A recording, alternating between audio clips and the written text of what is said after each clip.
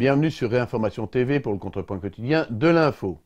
Le Parisien a lu un rapport de la sécurité routière qui se propose de réduire les accidents.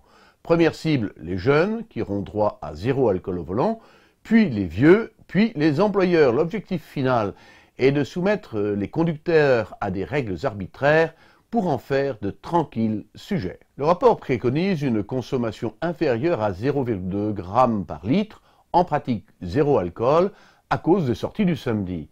Il demande aussi que les vieux soient soumis à des examens médicaux à cause de leurs réflexes. Cela ouvre des perspectives. Demain, chaque CSP, chaque ethnie, chaque tranche d'âge va demander d'être traité en fonction de statistiques différenciées. Cela donnera du travail aux actuaires et pas seulement pour la conduite automobile. Les sodomites devront payer plus cher, par exemple, leur assurance vie.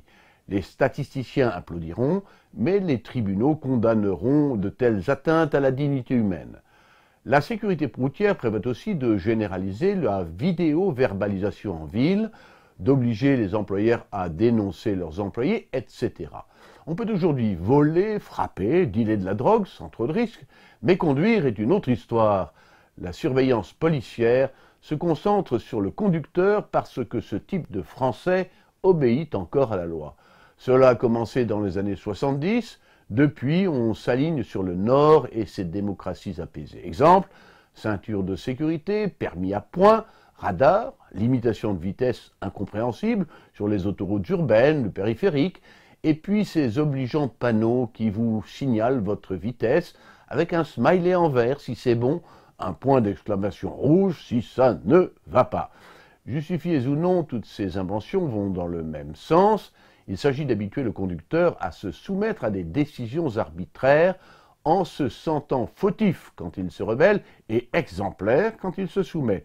En un mot, infantiliser le citoyen pour en faire un sujet méritant du totalitarisme. Les contrôles automatiques y aident, on se rebiffe devant un flic désagréable. Mais que répondre à un panneau qui vous félicite de rouler à 69 km à l'heure? Rien de futile à cela. C'est par de petites suggestions que la dictature gagne insensiblement notre assentiment. Quand il est acquis, nous n'avons plus rien à opposer quand elle nous en impose de grandes.